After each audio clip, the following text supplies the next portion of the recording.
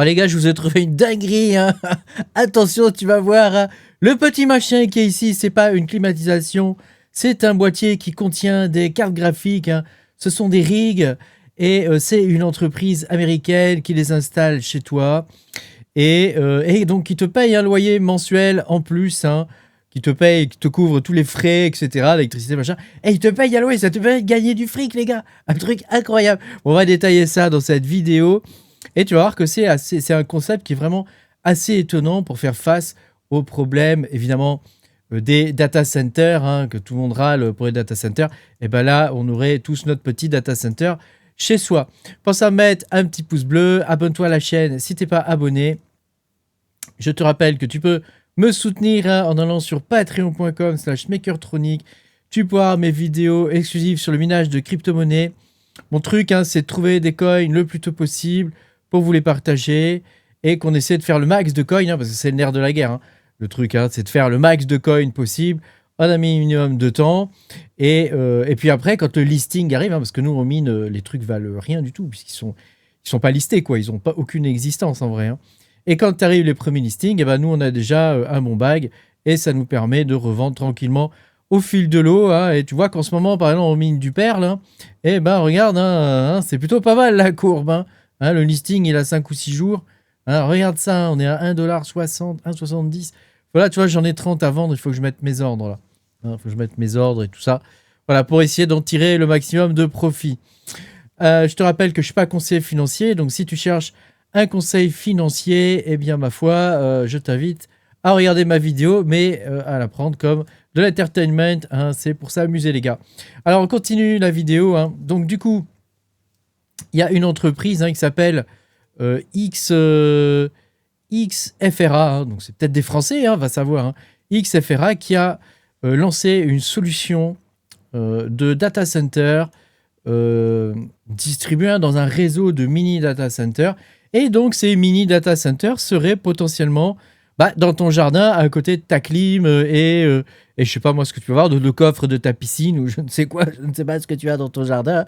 Mais en tout cas, voilà, ça pourrait être une solution. En tout cas, c'est eux comme ça qu'ils envisagent la chose. C'est un projet qui est très sérieux. Il est backé par Nvidia. Hein, donc, c'est pas un projet comme ça pour rigoler, quoi. Donc là, c'est pas un PC gamer, hein, qu'il y a dedans. Hein. C'est pas un rig de minage, hein, qu'il y a dedans. C'est un mini data center pour l'intelligence artificielle qui serait accroché à une maison normale. Alors, sur d'autres articles, on trouve un peu plus de détails sur ce qu'il y a dedans, hein, sur le XFRA. Hein, donc, on aura 16 cartes graphiques RTX NVIDIA Pro 6000. Bon, t'as pas intérêt à te faire fracturer le truc, hein, je pense. Hein. Tu as des serveurs Blackwell édition GPU. Hein, donc, ça, c'est... Tu as 16 cartes graphiques, en gros, hein, qui font, il me semble, hein, de mémoire, ça fait 96 Go par carte. Hein, donc, t'as du monde, quoi, quand même. Hein. Ensuite, tu as 4 serveurs, 4 CPU AMD EPIC de dernière génération. Ça donne envie. Hein. Tu te dis, moi, je veux ça pour miner, en fait. Je veux ça, en fait. Hein. Tu as 3 Tera de mémoire. Hein, donc, c'est un tout petit peu de mémoire. Hein, quand tu vois que moi, ma machine, déjà, qui est un monstre, hein, elle a à peine 64 Go de mémoire. Donc là, 3 Tera de mémoire, tout ça dans ton jardin. Hein. Tu as 2 serveurs Dell PowerEdge qui sont refroidis par refroidissement liquide. Et tu as un petit switch 24 ports gigabit. Hein, pourquoi prendre du 10 gigabit alors que le gigabit, là, visiblement, c'est suffisant. Donc, tu as vu qu'à l'intérieur, hein, ça se présente comme ça. Il y a une unité de refroidissement et il y a une baie, hein, rackable. Donc, je pense que c'est un quart de baie, ça. Où tu peux racker, donc, enfin, où il y a les serveurs qui sont directement rackés à l'intérieur. Alors, l'engin pompe quand même 19 kW, hein, donc bonsoir la facture d'électricité. N'empêche qu'ils sont censés couvrir ta facture d'électricité et ils sont censés aussi te donner de l'argent, hein, pour la compensation.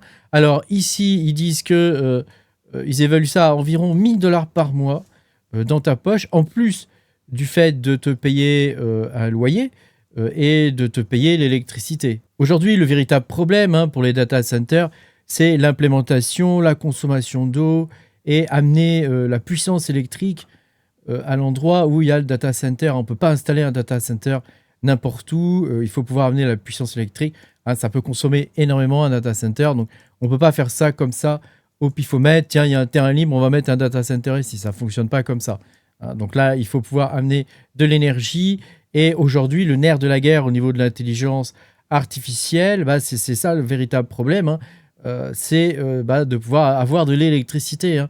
Aujourd'hui, le goulot d'étranglement au niveau des data centers, c'est pas les réglementations, c'est pas la mémoire, hein, c'est le fait d'avoir de l'électricité. Et donc, du coup, tu vois, le dépine, parce que c'est ça, nous, on connaît ça dans la crypto, hein, c'est le dépine, et ben le dépine commence à s'installer directement chez les gens via, alors cette fois-là, c'est plus du... c'est pas de la rigolade, hein, parce que là, t'as vu le matos hein, qu'il y a dedans. Hein.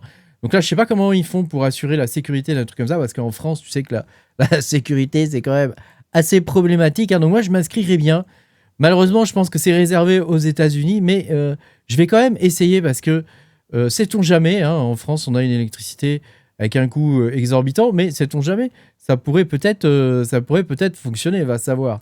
En tout cas, ça te permettrait voilà, d'avoir une sorte de rig quelque part dans ton jardin avec 16 cartes graphiques. Hein. On revient, les gars, à l'époque du mining, hein, à l'époque du minage, rappelle-toi. Il y avait des gens qui avaient 10, 15 rigs chez eux dans leur garage. Moi, je suis monté à 3 rigs, hein, tu vois, je suis un petit joueur. Mais t'en as qui avaient vraiment beaucoup, beaucoup de rigs. Hein, et ça conservait une consommation électrique quand même assez importante, faut dire ce qui est.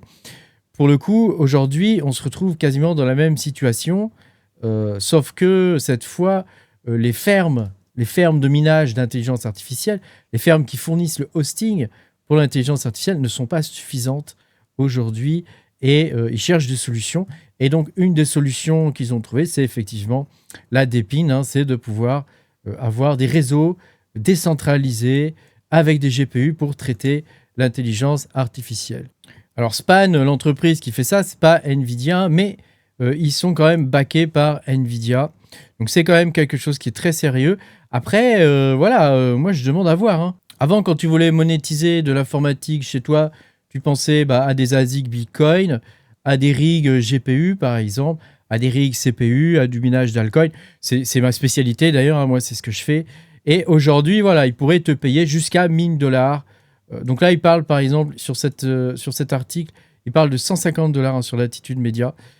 Donc là, ça serait vachement moins intéressant. Je préfère faire du minage à ce prix-là, sans compter le fait d'avoir la responsabilité de l'engin dans ton jardin. C'est quand même pas terrible. Ce qui est certain, c'est que normalement, ils doivent prendre en charge les coûts électriques et aussi l'accès à Internet. Alors c'est peut-être un accès Internet spécifique, je ne sais pas, mais en tout cas, ils doivent prendre en charge l'accès à Internet et puis ils doivent te prendre en charge aussi la location du lieu, hein, et puis le dérangement et tout ça. Donc, il y en a qui parlent de 1000 $ par mois. Il y en a qui parlent aujourd'hui de 150 $.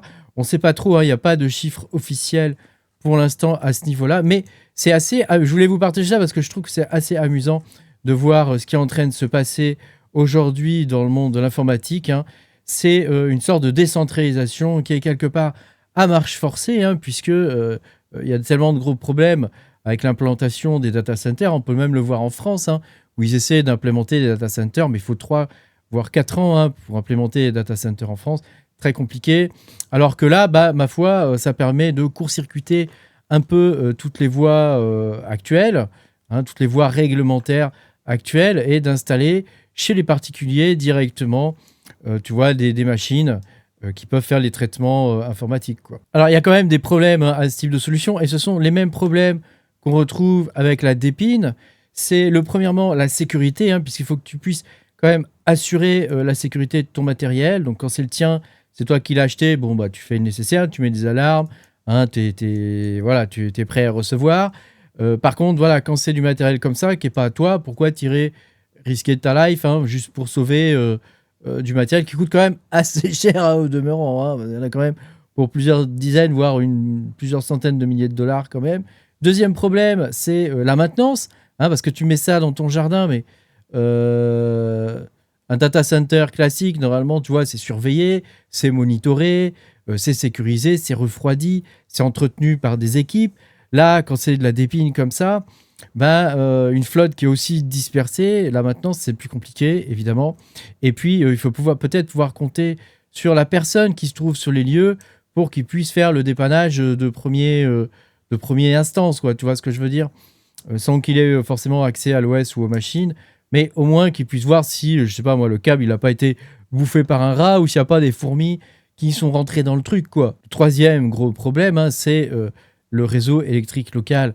Une seule maison qui possède, par exemple, un mini data center comme ça, bon, normalement, ça pose pas trop de problèmes, mais si la moitié des maisons possèdent des mini data centers comme ça, là, ça va poser problème puisque ça va tirer quand même pas mal d'électricité et là, bah, ça sera peut-être plus jouable, quoi.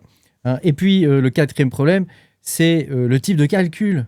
Aujourd'hui, faire de l'entraînement sur ce type de machine, avec des machines qui sont déportées, etc., ça paraît quasiment impossible. Par contre, faire juste de l'inférence, plutôt que de l'entraînement massif, ça paraît quand même quelque part possible, quoi. Ça veut dire que ça remplacerait pas les hyperscalaires, hein, mais ça permet d'avoir une sorte de cloud distribué. Hein. D'ailleurs, aujourd'hui, avec le minage du Perl, vas-y pour louer une 5090 hein, sur vast.ai. Il y en a, il la loue 50 balles, 50 balles de l'heure. J'en ai vu un l'autre jour qui a partagé sur le Discord. 50 balles de l'heure le truc, quoi. Donc t'imagines un peu le délire, quoi. On n'arrête pas le progrès, on n'arrête pas l'informatique. Hein. On a commencé par avoir le mining CPU. Ensuite, on a eu le mining GPU. Ensuite, on a eu le mining à base d'ASIC, hein, qui existe. Tous ces trucs-là, ça existe toujours, évidemment. Hein. Y a des niches hein, comme ça qui sont très rentables. Ensuite, on a les réseaux d'épines. On a eu aussi le stacking, hein, où il fallait avoir des serveurs, un serveur ETH chez toi pour stacker tes 32 ETH. Hein. Le truc ne fait surtout pas ça d'ailleurs. Hein. Ne fait surtout pas ça. Et puis maintenant, on commence à avoir une forme de d'épine IA, tu vois, avec ce type de projet qui vise vraiment à implémenter des solutions pour essayer de s'en sortir. Parce que eux aussi, il faut qu'ils s'en sortent, quoi. Tu te rends compte hein, quand même. Hein. Est-ce que l'intelligence artificielle va transformer les maisons ou quelques-unes des maisons de ton quartier en mini data center? C'est quelque chose qui est envisageable. En tout cas, moi, si on me propose, je dis oui. Hein, je mettrai ça à côté des clims dans mon jardin, hein, près des panneaux solaires. Si on me propose, moi, je suis d'accord. Je suis d'accord, je veux bien. Hein, pour 1000 balles par mois, pas de souci. Hein. Comme ça, je pourrais jouer à des jeux vidéo au moins une partie de la journée, hein, sans avoir à trimer toute la journée. Moi, ça me convient. N'hésite pas à me dire ce que tu penses de tout ça. Pense à mettre un petit pouce bleu, abonne-toi à la chaîne et je te dis à bientôt pour de nouvelles aventures. Salut!